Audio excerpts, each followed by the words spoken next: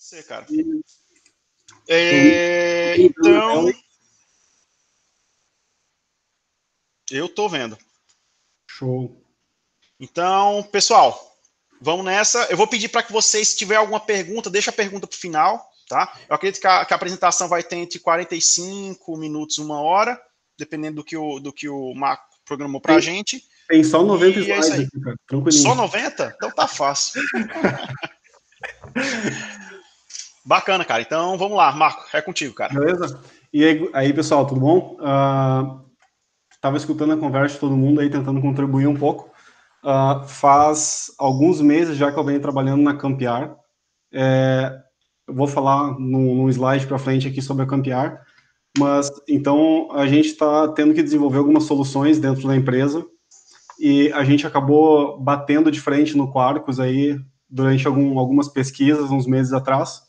E eu gostaria de trazer para vocês um pouco aí sobre esse framework Java, que engloba outras tecnologias aí que eu acho que é bem bacana e a gente pode dizer que é é um dos possíveis futuros do Java aí, talvez o framework, talvez que vai ser bastante utilizado no futuro, ainda mais quando a gente pensar em alguma coisa relacionada à cloud. Então vamos lá. Eu pretendo falar aqui com todo mundo hoje sobre dar uma breve explicação quem eu sou, falar um pouquinho sobre a Campiar, o Quarkus, vou falar sobre imagens nativas, vou falar sobre alguns problemas que eu encontrei que são problemas comuns, digamos assim, relacionados ao framework, e eu vou colocar um pouco mais de contexto no final da apresentação. E se tiver uns minutinhos ali, eu vou mostrar para vocês aqui no meu computador uma coisa funcionando, o que é sempre um perigo, né, em apresentação, porque funciona, depois o cara vai na hora, ele passa uma vergonha depois, né? Mas vamos lá, né? Então, quem sou eu, Marco? Então, pessoal, eu sou do Rio Grande do Sul, do Brasil, assim como vocês. Alguns anos atrás, o primeiro curso técnico que eu fiz foi um curso em eletrotécnica, trabalhei um pouco na área. Depois de um tempo, pensei, não quero mais trabalhar com isso, vou trabalhar com informática. Trabalhei com suporte técnico um tempo, fiz esse técnico em informática, depois trabalhei um tempo como fazendo manutenção de computador, esse tipo de coisa. Então, trabalhei um tempo também, eu percebi que não era o que eu queria. Fui trabalhar com desenvolvimento de software em 2014, entrei através de um internship, como é que é mesmo? Através de um estágio. Então, quando eu comecei o estágio, eu também comecei a graduação em análise e desenvolvimento de sistemas, peguei o canudo no começo do ano passado, e assim que eu peguei o diploma, já vim para Vancouver, eu e minha esposa, a gente está 1 ano aqui já, mais ou menos. Então, esse sou eu, tá? Então, falar um pouquinho para você sobre a Campiar. Não sei se todo mundo está acostumado com o termo agrotech, mas a Campiar é basicamente uma startup do agronegócio. Então, eu sou um dos sócios da empresa, nós somos 6. 6 sócios diretamente, nós temos sociedade com outras empresas também. Então, basicamente, a gente acredita que o agro é importante para o Brasil e para o mundo, então, eles produzem tudo que a gente come e tem muitos e muitos outros produtos que a gente utiliza também que vem do agronegócio. Então, um dos nossos objetivos é que o agro cresça, não somente em tamanho, mas também seja otimizado, que é importante. Então, a gente pretende apoiar o produtor a encontrar melhores oportunidades de negócio, maximizar resultados, etc. Então, como eu falei para vocês, dentro da Campiar, atualmente, nós somos em 6 sócios. Então, 4 da área de negócio, 4 sócios são desenvolvedores de software e outros 2 sócios, como pessoa física, são pessoas relacionadas à parte de negócio mesmo, do agronegócio. Então, a gente tem alguns problemas corriqueiros dentro do agronegócio, não só no Brasil, mas mundial, que a gente tem muitos intermediários, tem dificuldade de comparar valores, tem um capital ocioso, por exemplo, se tu compra um maquinário pesado, a gente está falando de investimento de milhões, às vezes, e esse investimento de milhões vai ficar parado 10 meses do ano, porque tu utiliza somente 2 meses do ano, né? Então, tem vários problemas que são bem específicos relacionados ao agronegócio. Então, a gente também precisa fornecer aqui um local para compra e venda de produtos neutros. Então, é aí que que a Campiar entra. Mais para frente eu vou explicar para vocês. Eu vou dar uma pincelada, essa é a minha apresentação, os primeiros slides, assim, com exceção do último, na verdade, são todos pinceladas de diversos assuntos diferentes. O meu último slide é trazer isso tudo junto e mostrar para vocês aonde esses pontos se encaixam. E se eu passar alguma coisa, a gente conversa também, na parte de dúvidas. Então, vamos lá, Quarkus. Aqui eu acho que, na verdade, começa mesmo. Alguém já tem conhecimento sobre Quarkus aí, pessoal? Sobre GraalVM, esse tipo de coisa? Não? Então, o Quarkus é basicamente um framework open source para criação de aplicações Java, tá? Específico Java. O Quarkus em si é especificamente Java. E ele promete ser um framework que, na verdade, vai otimizar todas as aplicações Java para cloud. Eles focam também na experiência de desenvolvimento na experiência de desenvolvimento em si, em facilitar algumas coisas para o desenvolvedor. Eles têm um hot reload, por exemplo, que é super eficiente, vou mostrar para vocês depois. É bem bacana, funciona como se estivesse editando, sei lá, a gente estava falando sobre JavaScript, o pessoal que trabalha com JavaScript é bem acostumado. Eu editei o arquivo, dei um F5, tá funcionando, tá atualizado, né? Então, a gente, com Java, a gente consegue isso, mas normalmente tu precisa de bibliotecas adicionais, por exemplo. Então, o Quarkus traz isso nativo nele, o que é bem bacana. O Quarkus, ele é basicamente constituído, então, de um core, onde eles têm diversos processos de otimização, e ele também tem, dentro do core dele, tem uma parte de extensões, onde eles fornecem, como posso dizer, um framework para te criar extensões dentro dele. Eles hospedam essas extensões dentro do repositório deles mesmo, então são coisas confiáveis, digamos assim.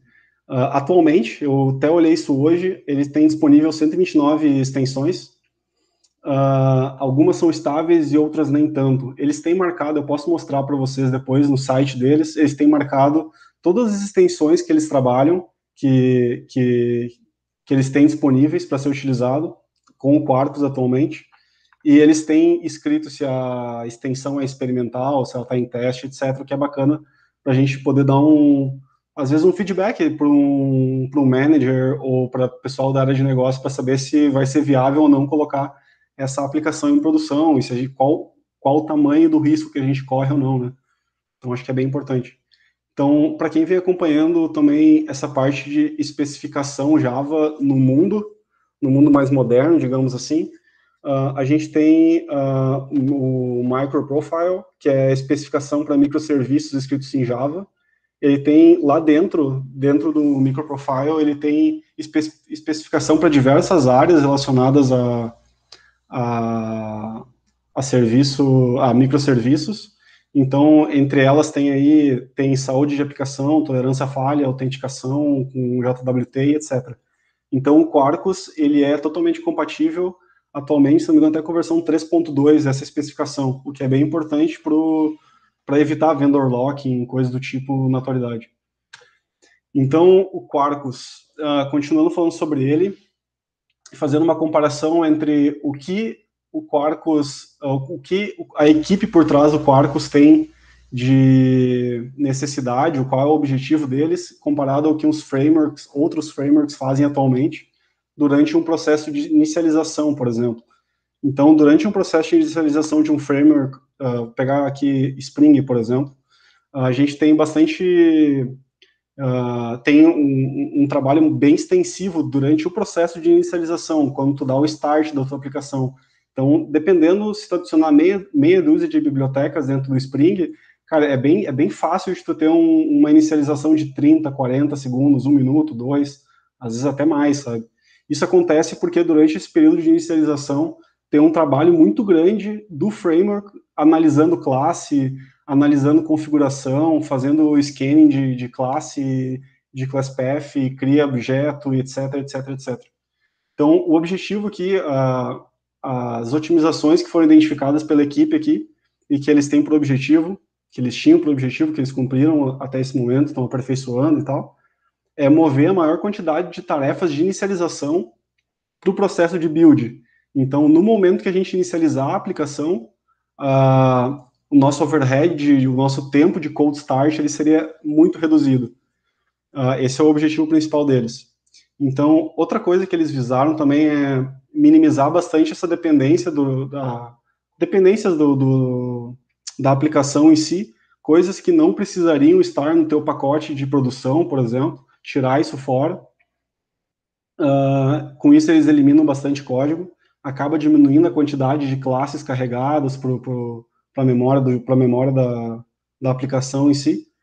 Então, mais uma coisa importante também, que durante o processo de inicialização, que é bem comum de acontecer, é um uso bem, como eu posso dizer, não é exacerbado, que provavelmente é necessário em muitos casos, mas normalmente um framework ele é construído em cima de reflection, por exemplo.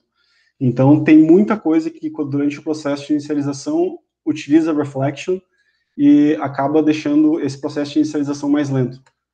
Então, esse processo de criação, digamos assim, desse nosso jar, dessa nossa aplicação Java otimizada, ela pode ser resumida nesse fluxo, digamos assim, e a gente está no fluxo do lado direito. Eu acredito que vocês estejam vendo da mesma maneira que eu aqui.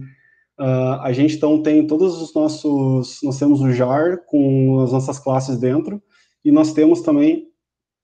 nós temos a nossa aplicação Java, no caso, e no nosso POM lá do projeto, para quem está utilizando Maven, por exemplo, a gente tem o nosso plugin do Quarkus instalado lá dentro, com todas as suas dependências, etc.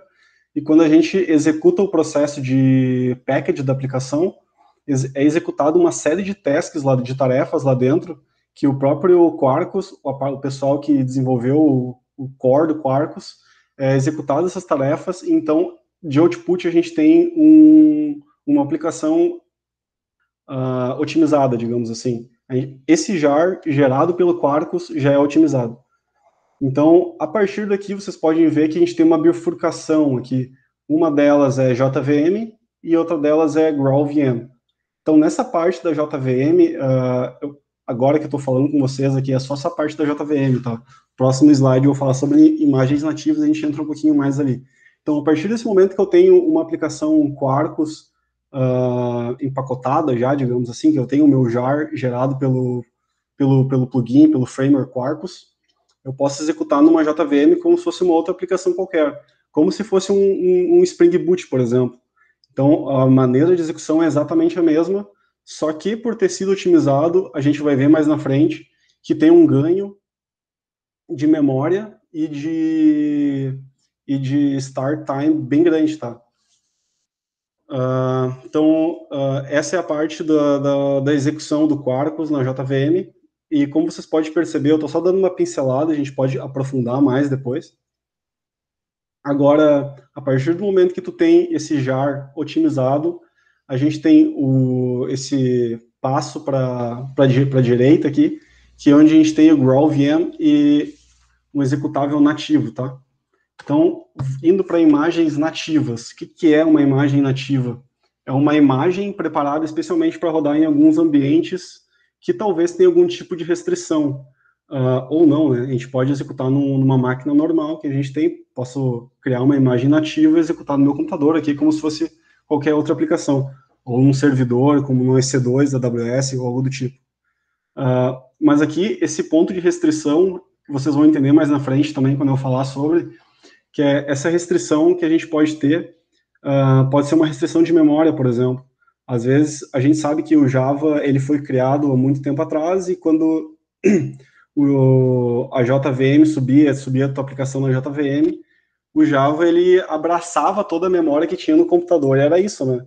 Ele, talvez, para te liberar essa memória aí, eu sei que antes até o Java 8, se não me engano, para te liberar essa memória, ou tu tinha que fazer alguma gambiarra ali no meio, ou tu tinha que restartar a aplicação, JVM, ou coisa do tipo. Tanto que existem tem alguns bugs bem conhecidos sobre criar imagens Docker com Java, por exemplo. Existe solução para isso hoje, se eu não me engano, a partir da JDK 9, se eu não me engano, foi adicionado, o Java 9 foi adicionado uma solução para esse problema. Então, voltando aqui para essas imagens nativas, essas imagens, para criar essa imagem nativa, é utilizado GraalVM. GraalVM é uma implementação de JVM com diversos outros plugins. Não sei se alguém já leu alguma coisa ou escutou alguma coisa sobre GraalVM já. se alguém tem uma experiência ou não. Mas basicamente é uma VM, se eu não me engano, talvez não quero falar besteira, mas se eu não me engano da Oracle. Então eles estão desenvolvendo essa VM faz um bom tempo já, e a promessa deles é que ela tem uma performance muito grande de execução da aplicação. Em alguns casos ela chega a ser 15 vezes mais rápida, só de tu executar a tua aplicação na GraalVM ou numa outra VM tradicional e open source, por exemplo. Então, para gerar essas imagens nativas aqui, a gente tem basicamente o fluxo que onde tu tem o teu código Java, tu vai gerar o bytecode Java, que no final das contas vai ser o teu jar, que tu vai executar numa VM normal, e esse próximo step, que seria fazer a compilação nativa do jar para virar um executável. Então, tu não precisa mais ter uma JVM instalada para executar essa aplicação Java. Os caras, eles criaram essa tecnologia baseada nessa Substrate VM, não sei se alguém chegou a escutar alguma coisa também ou não, mas basicamente a Substrate VM ela tem componentes da JVM e eles criaram um plugin que tu consegue criar um pacote onde para dentro desse plugin, para dentro desse pacote vai algumas operações, algumas tarefas que a JVM controlava, por exemplo, e também vai o teu código. Então, eles fazem uma série de otimizações nesse step de gerar essa imagem nativa, e eles têm, por trás desse Substrate VM, eles também chamam de GraalVM Native, que basicamente é um framework que possibilita compilação ahead of time. O que significa isso? Que eles fazem uma análise do teu código, uma análise furiosa do teu código ali, e que eles removem muito código não utilizado, e o restante de código que fica, eles otimizam. Como assim eles otimizam, que eles fazem uma análise estática do código? Toda essa parte que eu estava comentando para vocês, que ocorre durante o processo de startup, de start de uma imagem, de uma aplicação Java normal, eles tentam ao máximo possível jogar todo esse trabalho de processamento que teria para dentro do processo de compilação. Então, o momento que a tua aplicação Java, que na verdade depois não vai ser mais Java, vai ser essa aplicação nativa for executada, todo esse processo já aconteceu, tanto ele na verdade ocorre em duas etapas, né? Tanto o processo de otimização do Quarkus, quanto o processo de otimização do plugin de gerar imagens nativas do GraalVM. Então, se a gente quisesse fazer isso na mão, digamos assim, eu tenho uma aplicação Java e eu quero otimizar essa aplicação utilizando o GraalVM, tu conseguiria fazer, mas tu teria um trabalho muito grande de configuração e etc. Então, o Quarkus, eles criaram todo dentro desse core dele, toda uma estrutura e um monte de tarefas que já criam essa configuração para ti. Então, eles basicamente estão facilitando esse uso da GraalVM gerar imagens nativas. Então, aqui o core do Quarkus, ele ainda não é mágico, ele ajuda em muita coisa. Se tu seguir lá o Getting Started deles, tu vai conseguir gerar uma imagem nativa se tu seguir exatamente passo a passo, mas tem algumas barreiras, digamos assim, quando tu pretende utilizar algumas bibliotecas de terceiro. É aí que entra a parte de extensões na jogada. Se tu quer, por exemplo, executar... Eu quero, por exemplo, usar Spring Data, por exemplo. Tu consegue utilizar Spring Data, mas antes de executar o Spring Data, tu vai ter que adicionar a extensão do Quarkus que possibilita a execução do Spring Data. Porque tem vários, como eu posso dizer, a própria biblioteca do Spring em si, ele tem as suas próprias dependências, então esse framework essa extensão do Spring Data para o Quarkus, ele acaba entendendo, digamos assim, toda essa estrutura de pacotes que o Spring Data precisa. Então, tem várias, como eu posso explicar? tem várias... o Spring Data faz uso diversas vezes de reflection, por exemplo, ou usa diversos recursos que são carregados dinamicamente, ou às vezes proxy ou algo do tipo, e essa informação precisa ser passada para o Quarkus, porque no momento que ele executar os seus steps lá de compilação, de otimização de código, ele precisa já previamente conhecer aonde que ele precisa atuar para gerar o código a ser colocado dentro do jar, e por vez o código para ser colocado dentro desse executável nativo. Então, Marco, aí... Oi, pode falar.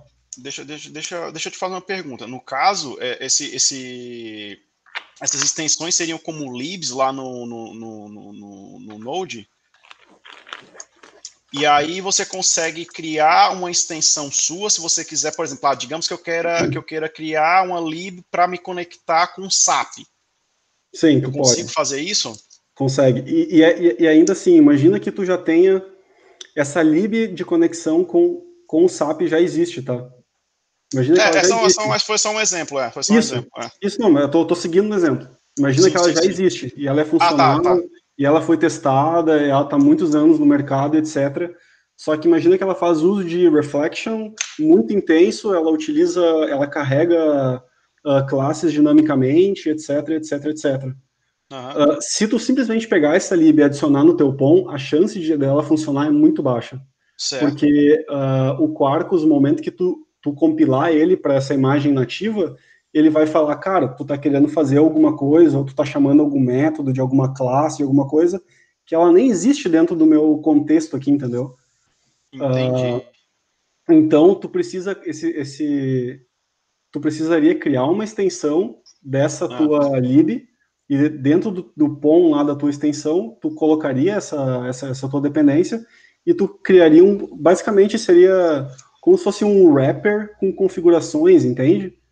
Então, tipo, é basicamente isso que tu precisaria criar. É óbvio que tem algumas especificidades, né? Eu não cheguei a criar nenhuma extensão ainda, porque não foi necessário. Porque a gente tem utilizado até então o Quarkus, a gente tem usado tudo mais default possível para não ter problema com configuração ou cair em problemas difíceis e serem resolvidos, até porque isso impediria, tipo, desenvolvimento ou atrasaria desenvolvimento de alguma coisa. E também porque a gente não quer cair em alguns steps, digamos assim, alguns corner cases com o Quarkus, porque, cara, vamos lá, ele foi apresentado para o público em março do ano passado. Então, ele é um projeto muito recente ainda, apesar de ter uma comunidade muito forte, ter empresas muito fortes por trás, ele, talvez, a chance de tu pegar um problema e tu não encontrar nada na internet sobre ele, a chance do problema ser real e não ser um erro teu, ela existe, sabe? Talvez tu não consiga suporte, talvez tu tenha que, a não ser que tu pague, né, pelo suporte, provavelmente a chance de tu conseguir, de ter que resolver isso sozinho, digamos assim, é muito grande, sabe? Legal, então, bacana. A nossa ideia é não cair tão fora do default, digamos assim. Até porque o default é bem abrangente já. Então, seguindo aqui com imagens nativas, não é nada mágico, tá? Com certeza vai chegar um momento que tu vai precisar de alguma configuração, e eu vou falar sobre um caso depois para vocês. Mais que um, na verdade. Então, esse aqui é basicamente o flow de uma imagem nativa, tá? Então, aqui nesse primeiro step, a gente tem a nossa aplicação normal, que é a nossa aplicação Quarkus ali, que está rodando dentro de uma JVM normal. Tu tá rodando ali com Java-jar, então normal, uma aplicaçãozinha normal, Java. Então, a partir dessa aplicação, tu pode executar, tu executa um comando de compilação nativo. É um comando Maven, na verdade, e dentro do POM ele tem um profile ele tem um profile de compilação nativo, e que ele acaba chamando algumas tasks adicionais lá dentro durante o processo de execução. Então, o output disso é um executável que tu pode executar numa máquina Linux. Ele, na verdade, tu pode passar como argumento ali, como parâmetro de execução. Tu tem duas opções: ou Docker, que é o nativo, que na verdade é Linux, né? Se tu executar como Docker ali, tu vai conseguir executar no Linux normal. E o outro padrão é A outra opção é Podman. Acredito que seja para trabalhar com Kubernetes diretamente, mas eu não posso dizer porque eu não cheguei a executar nada em Kubernetes ainda. Pessoal, tá todo mundo me escutando que deu uma travada para mim aqui? Tá de boa, cara, tá tranquilo. Tá de boa. Show de bola.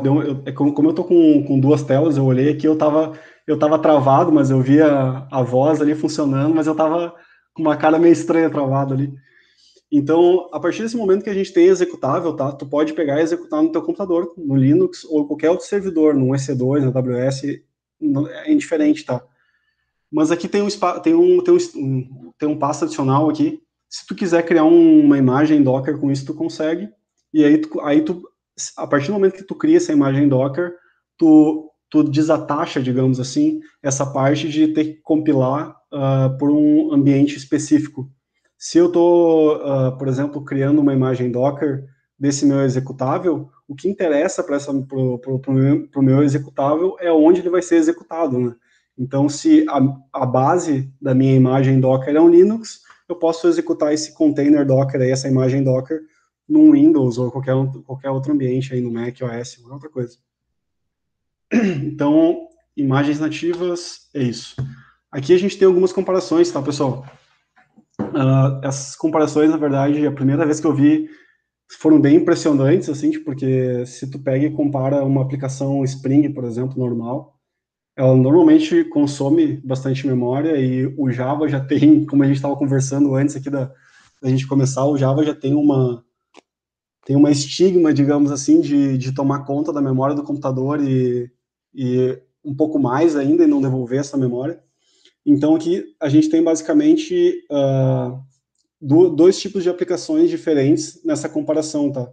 Essa comparação aqui que vocês estão vendo, isso é do material oficial do Quarkus. Isso depois eu vou passar umas referências para vocês depois. Se vocês quiserem dar uma olhada, vocês conseguem ver exatamente essa mesma comparação e até tem explicações adicionais. Tem alguns outros blogs, inclusive, que pegam essa informação e destrincham ela. Tem bem mais detalhado do que isso. Então, vamos lá. Tem basicamente duas aplicações aqui. Pensa que tu quer criar uma aplicação que vai utilizar REST e uma aplicação que quer usar REST, mais acesso ao banco de dados, tá? Então, nessa aplicação que tu vai utilizar REST, eles fizeram uma comparação entre uma aplicação que vai rodar nativamente, que foi compilado com o Quarkus e passou pelo GraalVM Native lá também. Aí tem uma aplicação Quarkus que está rodando na JVM e tu tem uma aplicação tradicional que eles não especificam aqui, mas eu já vi algumas palestras, então, do pessoal que desenvolveu, que trabalha no desenvolvimento, eles sempre citam o Spring. Então, acredito que essa outra aplicação tradicional que eles estão se referindo aqui acaba sendo uma aplicação Spring, tá? Então, eles estão analisando aqui, basicamente, duas coisas. Memória utilizada pela aplicação e tempo de resposta mais o tempo de primeira resposta mais o tempo de start da aplicação, tá?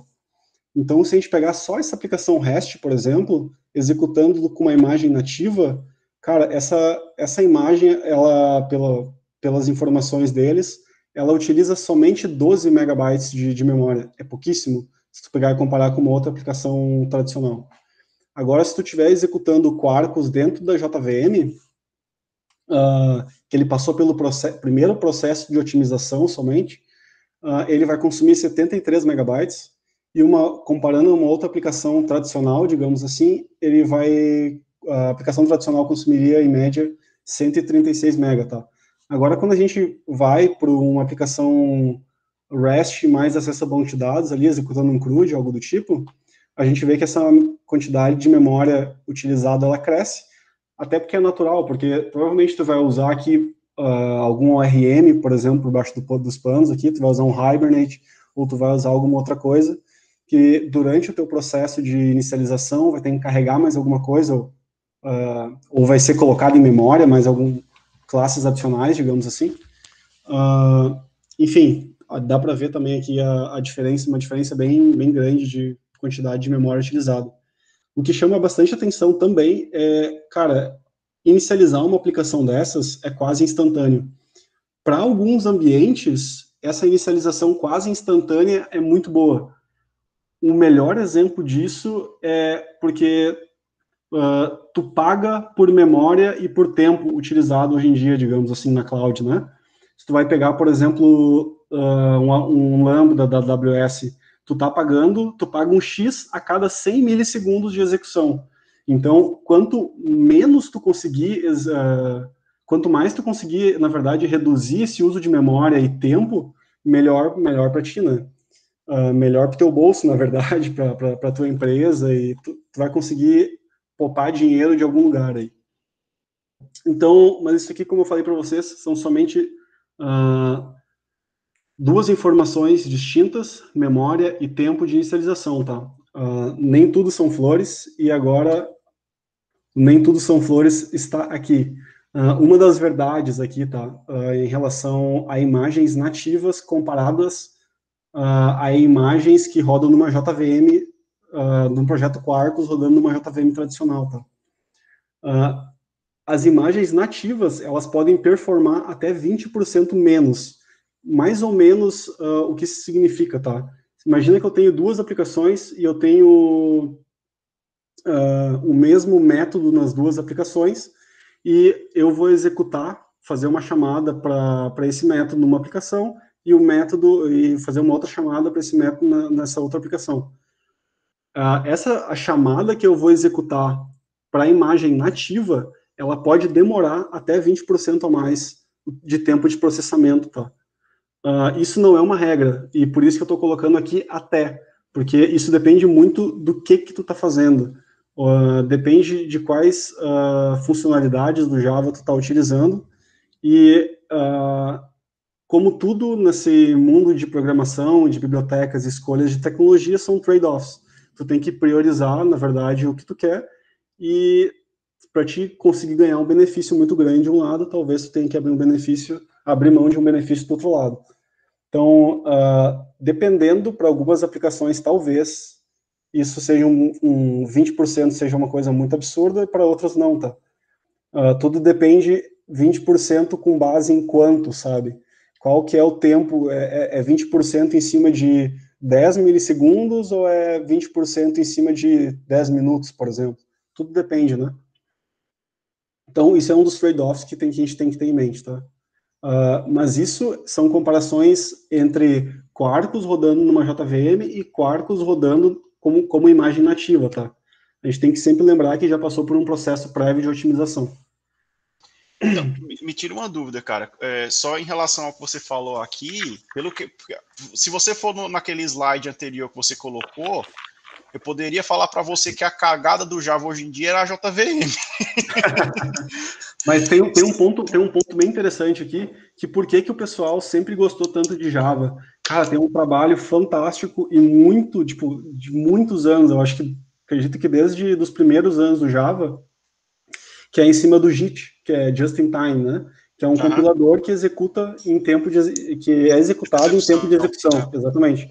E o que acontece? Quando a gente vai para uma imagem nativa, a gente não tem esse otimizador. Então, é por isso que, em alguns casos específicos, a gente tem uma queda de performance por não ter essa funcionalidade que a gente ganha com a JVM, entendeu? Entendi. Legal. Bacana, tá bom. Desculpa interromper. Não, capaz. Se alguém tiver alguma dúvida no meio aí, que for muito pertinente, que talvez vai esquecer depois aí, ou que eu vou perder o fio da meada, aqui é só levantar a mão. Então, como eu falei aqui de um problema, né, dessa parte dessa verdade, com 20% a menos de performance aqui, em determinados casos, melhor, até 20% de perda de performance em alguns casos, eu gostaria de falar um pouco sobre problemas que eu encontrei até então. E, cara, problema parece que tá meio desfocado aqui, ou o problemas aí tá no lugar errado, mas é que os problemas começam assim, pequenininhos, aí eles crescem e eles tomam conta, e às vezes saem fora do escopo, eles crescem demais às vezes, essa é a real. Então, vamos lá. Tenho 3 exemplos aqui, tá? De coisas que podem acontecer com uma pessoa que está utilizando Quarkus hoje em dia, tá? Isso aqui são problemas meio clássicos do Quarkus e acredito que a partir da primeira imagem nativa que tu gerar, tu vai lidar com esses problemas, tá? A primeira imagem nativa utilizando bibliotecas um mundo real, para uma aplicação no mundo real, não uma aplicação de Getting Started, por exemplo. Aqui, o primeiro dos problemas é que, apesar de existirem 129 extensões publicadas no dia de hoje, nem todas essas ferramentas e bibliotecas vinculadas a essas extensões são integralmente confiáveis. E esse confiáveis que eu quero passar para vocês aqui, não é, isso é uma aplicação de uma empresa que não é confiável, não é isso. É que talvez para colocar em produção tem um risco por essa aplicação, por essa extensão não estar estável atualmente, digamos assim. Ô, Marco, deixa eu te fazer outra pergunta, cara. Quando você fala que você pode criar essas extensões, quem é que cria essas extensões hoje? Esses 129 extensões que eles têm lá, cara? É a própria Oracle ou é a galera da comunidade que, tipo, se eu quiser criar a minha, beleza, eu vou lá, coloco um repositório, eles analisam, entendeu? Isso, exatamente. É um esforço conjunto, né? Então, passa por um processo de... Eu não tenho muita experiência com essa parte de criação de extensões dele, mas lendo, pelo que eu li por cima, passa por um processo de aprovação deles, tá? Eles dependem, querendo ou não, de comunidade também, porque é um projeto open source, né? Agora, quais são os critérios para essas extensões serem aprovadas ou não? Aí eu não vou saber dizer exatamente. Mas eu acredito que, pelas palestras que eu escutei até agora, já em relação a isso, eles são bem abertos, tá? E eles, inclusive, incentivam outras empresas e pessoas a criarem extensões.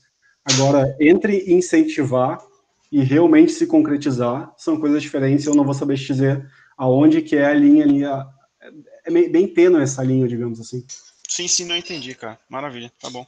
O que eu falei para vocês antes sobre algumas extensões serem experimentais ou preview, vocês podem, quando vocês entram desse site aqui, quem já trabalhou com Spring conhece essa abordagem de site, é basicamente que nem o Spring Boot Initializer lá, que tu seleciona as extensões que tu quer e tu clica para gerar o projeto e ele te baixa um zip ali, tu descompacta esse zip e basicamente tem uma aplicação Spring rodando. Eles fizeram a mesma abordagem aqui, tá? Pode colocar essas informações, etc, e tu pode fazer o download do zip. Tem algumas extensões aqui que são experimentais, tá vendo? Se a gente pegar aqui Spring, a gente tem algumas extensões do Spring, que eu comentei sobre Spring Data JPA antes. Para quem gosta de trabalhar com Spring Data, ou tem muito conhecimento de Spring, ele vai estar disponível também. Então, eu diria que não é um concorrente, o Quarkus não é diretamente um concorrente do Spring, mas eles estão habilitando um nível diferente, digamos assim. Eles estão proporcionando se tu integrar o Spring com o Quarkus, eles estão proporcionando uma performance diferente. Então, voltando aqui para a apresentação. Quando você fala uma performance diferente, é melhor ou pior? Cara, é melhor, tá? Pelo que o pessoal fala. Porque, vamos lá, tem essa diferença que eu comentei de imagem nativa e Quarkus, mas tem um trabalho muito grande de otimização das aplicações que só foram transformadas em Quarkus, digamos assim, entende? Tá. Então, essa parte de perda de performance que eu comentei antes é relacionado do Quarkus para a imagem nativa a partir do Quarkus. Mas é basicamente relacionado a essa parte da JVM não ter o Just-in-Time Compiler lá. Entendi. Então, outro problema aqui, outro ponto interessante, alguns erros não são tão óbvios, tá? Por exemplo, outro dia eu estava desenvolvendo uma aplicação que a gente tem na Campiar, e aí eu posso mostrar para vocês depois como é desenvolvido. E eu estava desenvolvendo a aplicação e, cara, é interessante porque a gente está executando nossa aplicação Quarkus dentro de um Lambo da AWS, tá? E aí a execução, o desenvolvimento local no meu computador como desenvolvedor é como se eu estivesse desenvolvendo uma aplicação REST, tá? Então, uma aplicação REST qualquer. Por que eu digo como se eu estivesse desenvolvendo uma aplicação REST qualquer? Porque no momento que essa aplicação ela é compilada, é gerado o executável nativo dela, ou até mesmo o jar, eu adicionei um plugin, eu adicionei uma extensão que é uma extensão do AWS Lambda. Então, toda aquela, não sei se alguém de vocês tem experiência com a AWS Lambda, mas, na verdade, o Lambda, ele não recebe um request, ele recebe um evento, e esse evento normalmente é um JavaScript, é um JSON, desculpa. E, então, ele tem toda essa parte de criar, de pegar essa minha aplicação, que é um REST, empacotar ela e fazer essa tradução, digamos assim, do evento que um API Gateway entrega para o AWS Lambda e executa como se... E para quem está do lado de fora, chamando, é como se estivesse executando uma aplicação REST dentro do AWS Lambda. Então, o que acontece? Quando eu estava desenvolvendo no meu computador, eu estava testando através do Postman ali, eu estava executando os requests e eu estava recebendo a resposta normal. Só que quando eu compilava essa imagem e transformava ela num binário, num código nativo, e eu executava ela lá no Lambda, a resposta que eu estava recebendo era diferente da resposta que eu estava recebendo quando eu executava no meu computador. Então eu estava caindo basicamente naquele problema de falar no meu computador funciona, sabe? Que o desenvolvedor fala bastante pro testador, pro analista, ou pro cliente. Então, no meu computador funciona. E realmente funcionava no meu computador. Então eu fui atrás de que poderia ser esse problema, e é basicamente porque a imagem nativa, não é que eles não usam reflection, mas se eu quiser utilizar reflection lá, eu tenho que explicitar, eu vou utilizar reflection aqui. Então, é um problema bem comum, se pesquisar na documentação, essa informação até está dentro da documentação deles. Então, depois de apanhar um pouco, digamos assim, um dia ali para esse bug que até então é desconhecido para mim, foi muito fácil de resolver. Na verdade, foi só adicionar uma anotação na classe que eu recebia de resposta e passou a funcionar magicamente.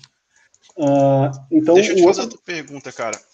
Quando você tem esse tipo de problema, como é a comunidade eu sei que a comunidade Java é bem forte, né? Sim. E, tipo, você consegue encontrar, tipo, pessoas que tiveram o mesmo problema que você facilmente ou não? Cara, para todos os problemas que eu tive até agora, sim, tá? Legal. Porque eu estou trabalhando com Quarkus, a gente não tem uma experiência de ano com Quarkus, a gente tem experiência de 3 meses com Quarkus. Sim. Então, se eu passei por problemas até agora, são problemas, digamos assim, dentro do mundo default de uso do Quarkus. Então, eu não saí para nada extravagante, digamos assim, até agora, que foge muito da curva, sabe? Um ponto muito fora da curva. Então, todos os problemas que eu passei até agora, acredito que boa parte das pessoas passariam trabalhando com Quarkus e gerando uma imagem nativa nas primeiras semanas, nos primeiros dias. Então, acho que por isso que até essa conversa que a gente está tendo é importante, para se algum de vocês for tentar, o Marco falou sobre isso, é coisa simples de resolver, eu vou pesquisar Quarkus, Reflection, determinada coisa, sabe? A chance de tu achar essa resposta bem rápido, e na própria documentação do pessoal do Quarkus é muito grande. Tu perguntou sobre comunidade, né, cara? Eu sei que falar sobre estrelas no GitHub, etc., não é tão relevante, mas a gente tem aqui pessoas que estão pelo menos monitorando esse repositório aqui, 5.000 e poucas estrelas, a gente tem quase 1.000 forks aí, e tem issue pra caramba, né, meu? Mas é um projeto grande, né? Mas é um projeto grande, né? Então, eu vou passar um paninho aí, tá? Passa o pano, beleza. Vou passar um pano aqui, tá? Mas se a gente pegar aqui, temos, sei lá, quase 3.400 issues fechados aqui também, então. Então, para um ano de open source, acredito que 1 ano e 3 meses, com 3.000 e poucas issues fechadas aqui, parece ser bem interessante, tá? Acho que o pessoal está trabalhando bastante nessa jogada aí. Bacana. Voltando aqui, cara, rapidamente. O próximo problema que eu passei aqui, cara, com o Quarkus, foi relacionado também, a gente estava falando sobre adicionar coisas que não existem dentro do mundo Quarkus ainda, tá? Eu queria adicionar a biblioteca da AWS, tá? Porque a gente está trabalhando com a AWS Cognito. Não sei se alguém de vocês conhece o Cognito. Então, eu gostaria de usar essa biblioteca, porque a gente está criando uma abstração em cima dela. Como a gente vai ter clientes diferentes dentro do nosso ecossistema, a gente gostaria de oferecer a mesma experiência e não depender da biblioteca da AWS JavaScript para isso, a gente estava criando nossa padronização, nossa abstração em cima do código. Então, no momento que eu adicionei essa biblioteca, cara, na minha máquina, de novo, funcionando, bombando, tá? Mas no momento que eu fui gerar essa imagem nativa, começou a estourar problema para tudo que é lado, tá? Cara, eu descobri que a biblioteca da AWS, muito do código dela é gerado dinamicamente, com base em alguns resources. Por exemplo, tem um arquivo JSON lá dentro que tem configurações, por exemplo, de classes ou coisas do tipo. Então, no momento que eu ia executar essa aplicação, que eu chamava o request lá, eu tinha problemas tanto em tempo de build quanto tempo de runtime. Então, às vezes, eu executava algum método lá dentro, eu fazia alguma requisição para esse Lambda, e, cara, eu recebi um erro, não sabia por quê, e na minha máquina funcionava tão perfeito, sabe?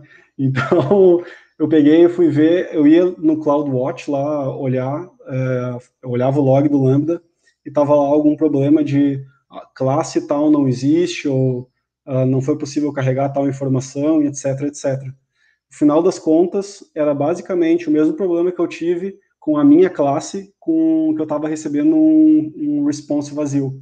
É basicamente o Quarkus mais a geração de imagem nativa, tentando fazendo essa análise de código estática durante o processo de compilação, tentando pegar todas as informações e criar esse pacote nativo, digamos assim, esse executável, esse binário, e não encontrando a classe que ele precisaria trazer para dentro desse pacote. Então, no momento que ele vai executar lá em produção, ele não encontra essa informação lá e ele lança uma exception.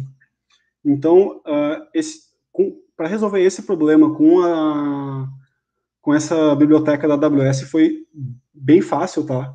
Porque, cara, a AWS, quantas milhões de pessoas utilizam, e existe acho que uma comunidade muito grande de pessoas que utilizam Quarkus e utilizam a AWS, tá?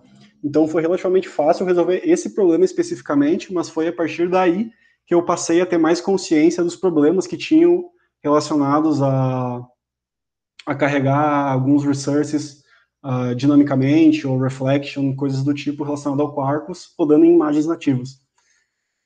Eu sei que existe o pessoal que trabalha no desenvolvimento da GraalVM lá, eles desenvolveram um tracing agent, que é basicamente um agent Java, que tu consegue adicionar, tu consegue executar a tua aplicação Java na JVM, e ele fica monitorando a tua aplicação, e ele, de output, quando tu para a tua aplicação, ele te entrega essas configurações, para te gerar, por exemplo, essa imagem nativa, com essas bibliotecas e com esses métodos que tu está executando, tu precisa passar esse parâmetro esses parâmetros como argumento de compilação. Então tá bem evoluído, tá? Eu fui descobrir isso depois só, depois de passar pelos problemas só, tá? Então fica a dica para quem for usar Quarkus e passar por algum desses problemas, existe esse tracing agent, que eu não cheguei a utilizar ainda, que ainda não precisei.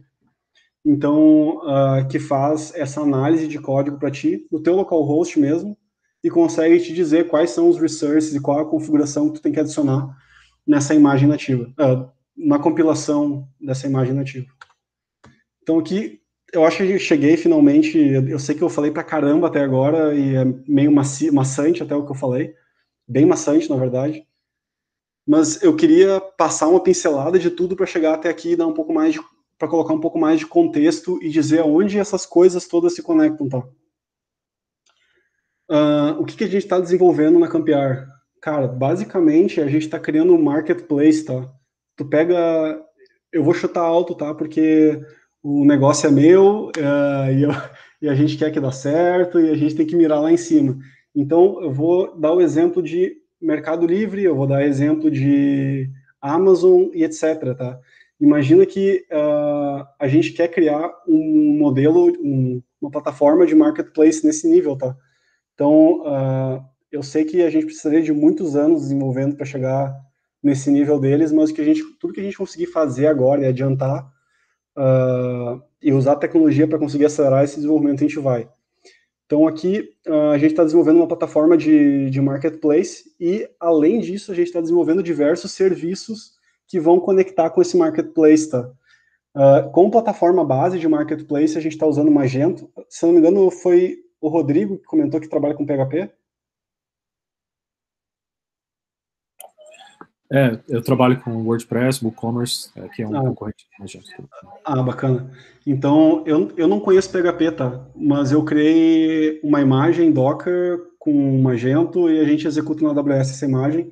Então, se eu tiver que resolver problemas lá profundamente com PHP, eu vou, dentro do Magento, provavelmente eu vou dar uma sofrida inicial com PHP primeiro aí, antes de resolver os problemas com o Magento em si. Então, a gente está usando bastante o Magento e os plugins dele, uma comunidade gigantesca de plugin. Então, a gente tenta utilizar a maior quantidade de ferramentas, aplicações, como eu comentei, para acelerar esse desenvolvimento.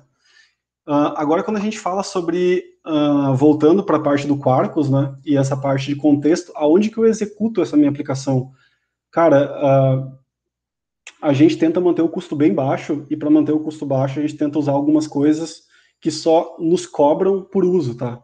Uma dessas coisas é o quê? É o API Gateway e o AWS Lambda. Então, a gente só, como diria o... Não vou fazer essa piada, eu ia fazer uma piada do pai do Cris lá, do Todo Mundo Odeia o Cris. Se a gente não compra, a gente te gasta menos. Mas, enfim, se eu não tiver nenhum usuário da minha aplicação aqui, eu não vou estar pagando nada, pelo menos para essa parte da minha aplicação. Obviamente que a gente tem custo com banco de dados, tem custo talvez com Redis ou com algum outro serviço que está rodando aí, mas a ideia é baixar custo sempre, né?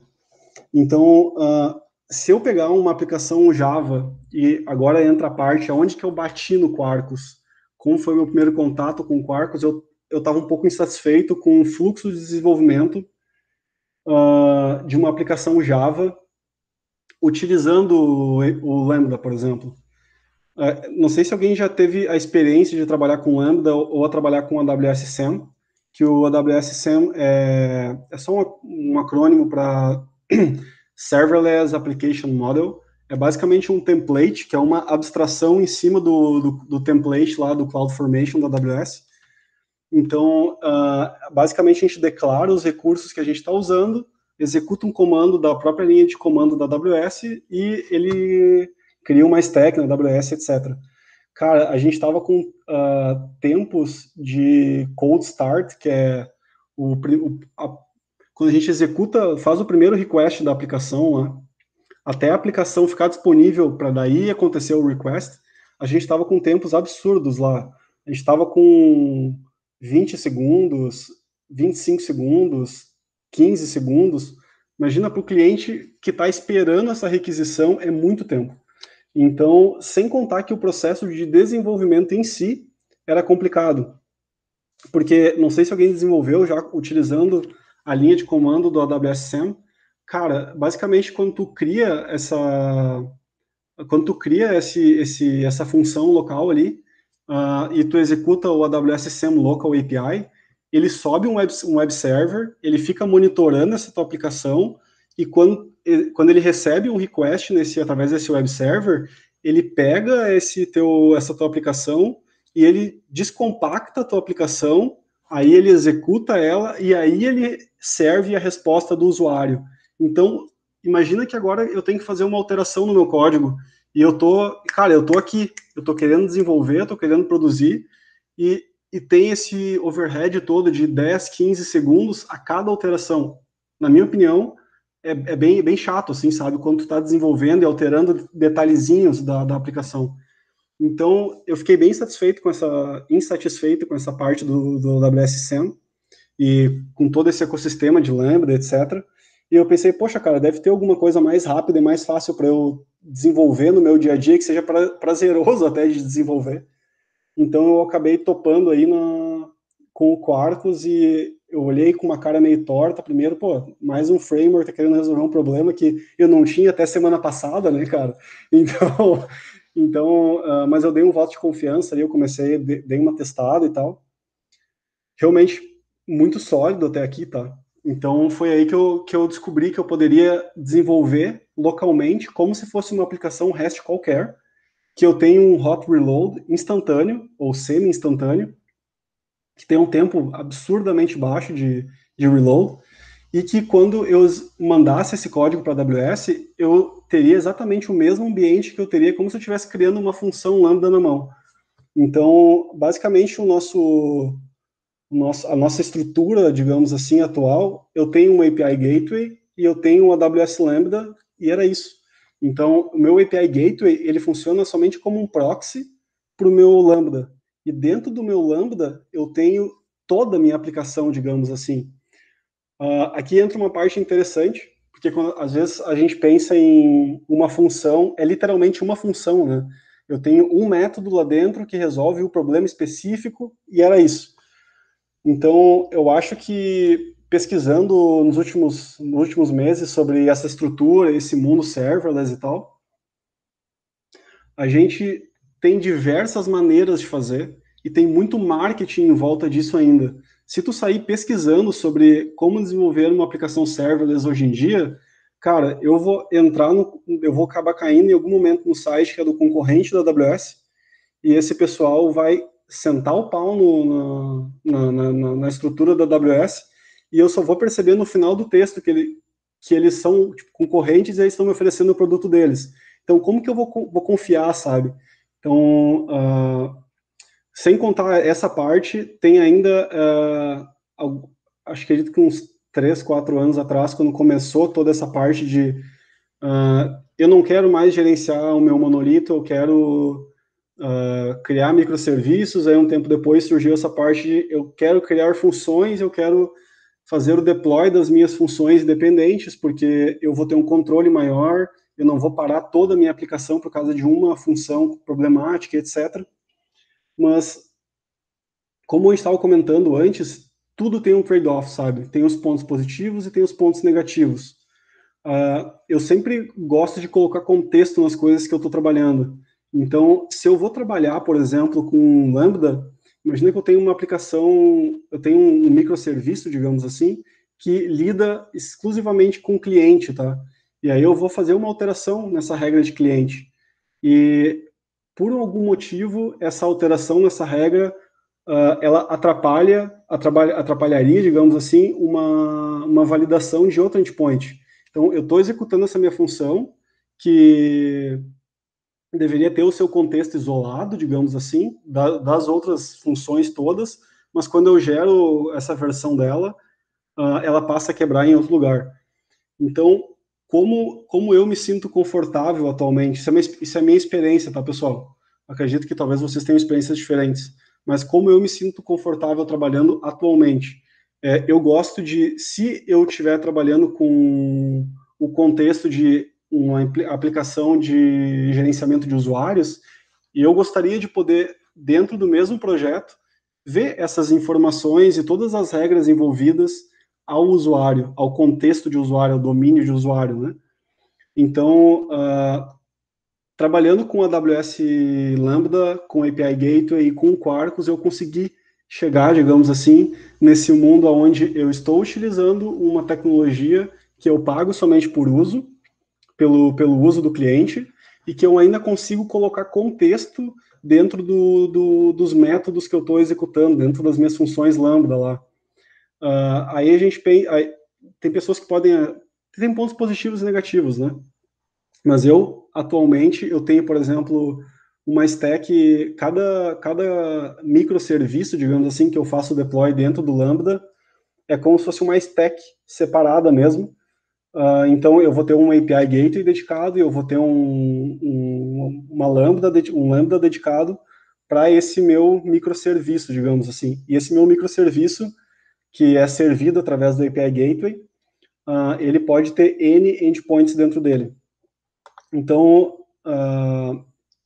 essa experiência que eu tive até então com o Quarkus e com a AWS em geral, e com essa parte de execução de funções lá dentro. Então, para mim e para as outras pessoas que trabalham na Campiara até agora, esse é o meio termo balanceado que a gente conseguiu encontrar até o presente momento, sabe? Sobre trabalhar sobre prover os nossos serviços dentro da AWS em um ambiente que a gente só paga pela execução, pelo consumo real do nosso serviço, e ainda assim facilitar o lado de desenvolvimento, que é colocar contexto dentro das aplicações que a gente está desenvolvendo e não ter um monte de funções espalhadas por aí, digamos assim, que a gente não sabe quem é o dono daquela função e etc. Então, pessoal, sei que eu falei pra caramba, quase sem parar aí 1 hora. Deu 1 hora mesmo, agora olhando o relógio aqui. Eu acho que fica aberto para dúvidas.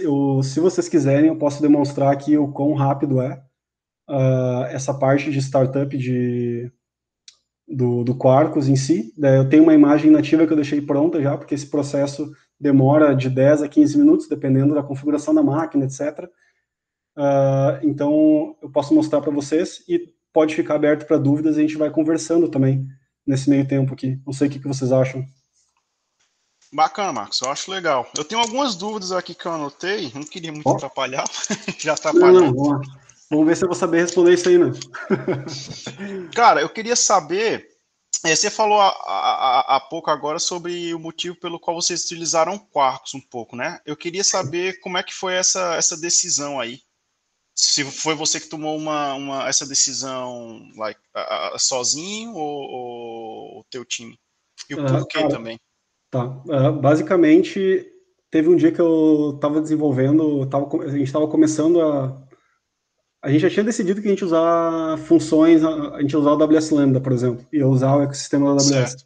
Uhum. E aí, eu fui criar a primeira aplicação, que é essa integração com a AWS Cognito, né? Eu comecei a desenvolver e poxa, cara, eu tô muito travado, não consigo debugar minha aplicação. Eu consigo, mas, tipo, cada vez que eu executava um request, eu tinha que ir lá e atachar o debugger do Eclipse, por exemplo. Então, aquela execução morreu, eu alterei um código e eu tenho que executar o request de novo, daí eu tenho que ir no Eclipse, eu tenho que atachar de novo esse debugger. E, cara, foi bem frustrante os primeiros dias, digamos assim. E aí eu pensei, poxa, deve ter alguma alternativa para isso, né, cara? A gente está em 2020 aí, né? Meio do ano 2020, deve ter alguma alternativa. Então eu comecei a sair procurando. Eu acabei caindo, não sei se alguém conhece aquela plataforma chamada Serverless. No mundo JavaScript ela é bem famosa. Eu sei que, por enquanto, eu posso estar errado, mas até uns meses atrás eles suportavam somente JavaScript. Então, hoje em dia, não sei se estão suportando algumas outras coisas também, como Java ou alguma... Eu sei que eles queriam fazer isso em algum momento, que eu cheguei a olhar algumas issues deles. Durante esse meu processo de ficar inconformado, aí eu pesquisei também sobre... Entrei dentro da... Se tu pegar esse CLI da AWS, ou AWS SAM, ele é open source, tá? Tu consegue ir lá no GitHub deles e olhar o código deles, etc. E, cara, eu tava realmente encasquetado e pensando, eu devo estar fazendo alguma coisa de errado, porque não pode ser tão difícil assim, tão custoso, sabe? No final das contas, eu descobri que não, tá? Tem issues abertas relacionado a esse problema que eu tava passando. Então, eu pensei, vou ter que sair um pouco fora do tal, pensar um pouco fora da caixa, digamos assim, vou tentar procurar alguma coisa que resolva esse problema de maneira mais abrangente, né? Então, foi quando eu comecei a pesquisar sobre serverless, etc. E eu acabei caindo... Aí eu acabei caindo no Quarkus um dia. Foi meio que coincidência, assim. Eu não posso dizer que foi uma coincidência total, porque eu realmente estava pesquisando. Mas foi um acaso ter encontrado o Quarkus ao invés de alguma outra aplicação que resolva esse problema também, sabe? Cara, esses dias eu tava conversando com um amigo meu e justamente ele também fez uma apresentação sobre Quarkus, né? Aí ele falou a mesma coisa, tipo, acho que o Java tava devendo muito para essa parte de serverless, entendeu? E aí foi uma resposta da comunidade para justamente ter alguma coisa nisso daí. Eu queria te fazer outra pergunta, que é em relação a qual a versão do Java que você está utilizando. É o Java 14 já ou não? Cara, até uns meses atrás, o Quarkus estava suportando somente Java 8, tá? Então, só Java 8, tá? Alguns meses atrás. Então, agora eu sei que eles estão com suporte oficial para essa versão LTS do Java, que é a 11. Eu não sei exatamente qual que vai ser a próxima LTS, não sei se é 15 ou alguma coisa do tipo. A mais recente agora que eles lançaram ultimamente foi a 14, não foi? Pelo que eu vi. Pode ser.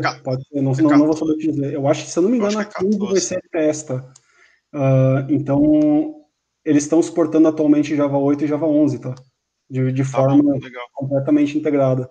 Tu falou sobre decisão, né, cara? Um ponto legal da Campiar é que nós somos 4 desenvolvedores, então somente um dos desenvolvedores que não tem muita experiência com back-end, então os outros 3 desenvolvedores, me incluindo, a gente tem uma vivência de back-end, front-end, obviamente um front-end feio, né? Mas a gente consegue desenvolver. Então, a gente tem essa vivência de back-end e front-end. Nós temos mais facilidade com back-end, mas ainda assim a gente consegue se virar um pouco no front-end. Então, basicamente, a gente tem algumas frentes dentro da Campiar, e eu basicamente agora estou responsável por essa frente de back-end relacionada a Java, Quarkus e o Magento, tá? Então, essa parte de fazer deploy de Magento, adicionar novos plugins, essas integrações do Magento, eu que estou fazendo. Então, essa parte de back-end Java, eu também estou... Essa parte de back-end Java, na verdade, eu e mais um colega, a gente está bastante focado. Então, quando a gente chegou, eu basicamente conversei com uma pessoa dentro da Campiar, eu expus todos os meus problemas em relação ao fluxo de desenvolvimento default, digamos assim, com Java, e eu falei para esse meu colega que eu ia procurar alguma solução, acabei encontrando essa solução, a gente fez diversos testes e tal, fez umas provas de conceito, e a gente falou assim, não temos nada a perder. Então foi aí que a gente passou a adotar o Quarkus, até porque o projeto, ele está com uns 9 meses, mais ou menos, que a gente começou a pesquisar tecnologia e colocar a mão na massa, digamos assim. Então está tudo muito recente. A gente consegue mudar muita coisa ainda e tem muita flexibilidade para experimentar a tecnologia, já que a gente não está no mercado ainda, né? A gente tem uma expectativa de meio de agosto para entrar no mercado. Então, tem muito trabalho nos próximos dias aí. E o Quarkus, ele deu uma boa de uma acelerada. Então, só foi esse o ponto adicional de decisão aí. Legal, bacana.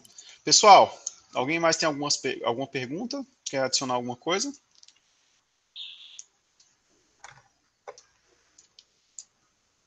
Não? Você quer apresentar mais alguma coisa, Marco, do que você estava falando para fazer o deploy? Cara, pode ser, amor. É bem rápido, tá? É bem rápido mesmo. Vocês querem ver essa parte do deploy, pessoal? Eu estou interessado. Pode mostrar aí.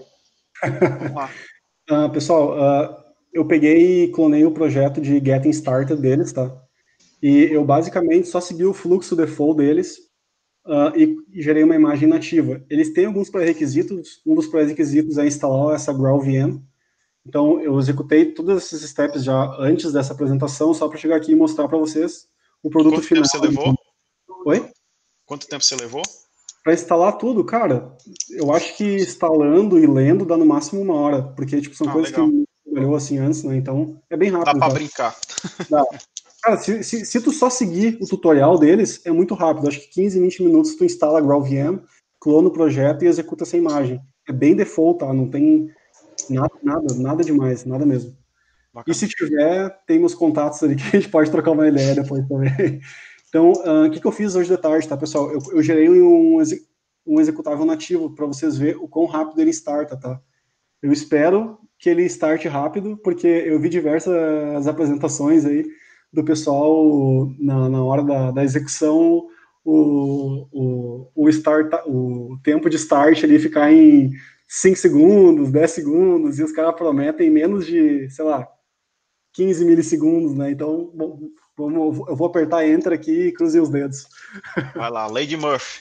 Aí, cara, já tá rodando, tá? Foi só um Enter e tá rodando. Já subiu? Cara, sim, startou em 0.019 segundos. É absurdo de rápido, cara. Caramba, cara. Só pra mostrar aqui, eu vou executar um curry aqui. Aí, tá vendo? Tá executando. Eu vou baixar a imagem aqui. Eu vou dar um Ctrl+C pra ela parar aqui. Vou voltar pra cá, vou executar o curry, vocês vão ver que deu conexão negada, tá vendo? Sim. Vou executar de novo. Cara. Vou executar de novo aqui. Cara, deu 0.026 segundos. Então, isso é a imagem nativa, tá? Agora eu vou mostrar para vocês a imagem, o jar rodando na JVM normal, tá? Eu acho que é isso aqui. Vamos ver se vai rodar. Isso aqui é uma aplicação é uma aplicação Quarkus otimizada para rodar em cima da JVM. Tá? Então aqui ela demorou 2 segundos. Talvez, se eu executar de novo, ele execute mais rápido ou não, depende também de muita coisa, depende do processamento da máquina, etc. Ó, deu um pouco mais aqui, deu 3 segundos. Se eu vir aqui executar um curl de novo, tá aqui a mesma informação, tá? A única coisa que eu vou fazer aqui agora, eu vou executar o Quarkus em modo de desenvolvimento, tá? Deixa eu ver uma coisa aqui.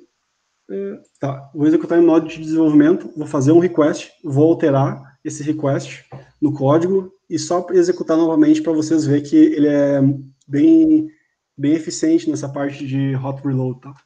Então, eu vou executar ele aqui como sendo uma aplicação Java, uma aplicação Java normal em modo de desenvolvimento, tá? Então, é só Maven Quarkus 2.dev. Então, ele faz um processo aqui, ele loga aqui que tem um processo aberto para eu plugar aqui um debugger, por exemplo, através de um Eclipse ou algo do tipo. Se tu fazer essa execução no Eclipse ou em alguma outra IDE, que ele é compatível, que o Quarkus é compatível, ele já aparece isso aqui em forma de esse listening for transport de tsocket address 5005 aqui, ele aparece em formato de link já, tá? Então tu clica, ele já loga direto ele já pluga direto com o debugger da ferramenta. Então aqui o modo de desenvolvimento dele, tá? Ele executou em 4 segundos, um pouquinho mais que 4 segundos. Então, se eu vir aqui executar um curl, vocês vão ver que ele, hello, o Meetup, o assunto de hoje é Quarkus. Então, eu só vou abrir aqui o Visual Studio Code e fazer essa alteração nesse texto aí, só para vocês verem que é relativamente rápida essa alteração. Você é traidor mesmo, hein, velho? Você tá usando o Visual Studio para o meu computador rodar Java? O meu computador é 2013, tá? Então eu tenho que ser paciencioso com ele. Então o Visual Studio Code, para esse momento delicado aqui, é mais eficiente, tá? Mas cara, o meu amigo também estava usando, cara. Eu nem sabia que você podia usar Visual Studio para rodar Java. Sim, ele tem plugin, cara, aqui, por exemplo, se eu te mostrar rapidinho aqui. Talvez aqui. Ele tem um plugin, não é local aqui. Como eu estou usando com WSL, que é aquela versão de Linux dentro do Windows, então ele tem um plugin para isso também. Ele tem um debugger para Java, ele tem um Java Extension Pack. Então, por exemplo, se eu quiser autocomplete, se eu clicar em cima de uma classe, ele entra dentro dela, por exemplo, coisa do tipo, tá? Legal, bacana. Só voltando aqui rapidinho, eu só vou comentar essa linha e descomentar essa outra, salvar, voltar aqui pro terminal aqui e executar um curl novamente. Ele está fazendo o build ainda, né? Exatamente. Ele alterou, deu um hello meetup aqui. Então, o que ele fez aqui, ele recompilou algumas classes, ele parou o web server e startou de novo, tá? Ele levou 1,72 segundos, a partir do momento que ele identificou essa alteração. Então, é fantástico. Se ele está recompilando tudo, é fantástico. Isso. É bem parecido com o JavaScript mesmo. Não sei se você tem... E desculpa, eu falei 1 segundo aqui, né? Então não foi isso. Na verdade, o tempo total ele levou 6,303 segundos. O que é bastante rápido, tá? Se a gente vai comparar uma aplicação Java normal, digamos assim. E é basicamente isso, pessoal. Eu sei que ele consegue uma performance melhor aqui, tá? Mas meu computador ele tá um pouquinho velhinho, tem que ter paciência com ele e eu tô rodando alguns outros processos aqui. E também você tá online, né, cara? Você tá exatamente. Meio que captura de imagem, etc. Aqui. Então, Marcos, cara, obrigado pela tua apresentação. Eu gostei bastante, deu para ter uma visão bem melhor do que é o Quarkus, né? Queria agradecer também o pessoal que teve presente até o final, muito bom. E, galera, de novo, o objetivo dessa comunidade vai ser para divulgar conhecimento, compartilhar conhecimento. Então, se você tiver alguma informação que você acredita que é válido compartilhar com o pessoal, me procura, a gente troca uma ideia, marca quando é que você pode fazer uma apresentação e também aumentar a nossa rede de contato aqui dentro de Vancouver, Canadá no geral. Beleza? Show de bola. Agradeço a todos pela participação e Tamo junto. Valeu. Parabéns, Eu vou deixar essa gravação disponível, depois eu passo para vocês o link e tudo mais lá no Meetup. Galera, só um ponto adicional. Aqui estão as referências que eu comentei, vocês vão ter acesso a essa apresentação depois. Eu vou passar essa apresentação para o José. Então, qualquer dúvida que vocês tiverem, pode entrar em contato, tá? Vocês me encontram no grupo ali que o José criou. Então, aqui tem os meus contatos, se vocês quiserem trocar uma ideia, precisarem de mim para alguma coisa. Se vocês se aventurarem no mundo do Quarkus, não hesitem, eu acho bacana ajudar, trocar conhecimento. É só dar um grito, tá, pessoal? Valeu, obrigado pela paciência de todo mundo aí, pelo meu monólogo de hoje aí. José, obrigado e parabéns pela iniciativa, muito legal aí. Conte com a gente para as próximas.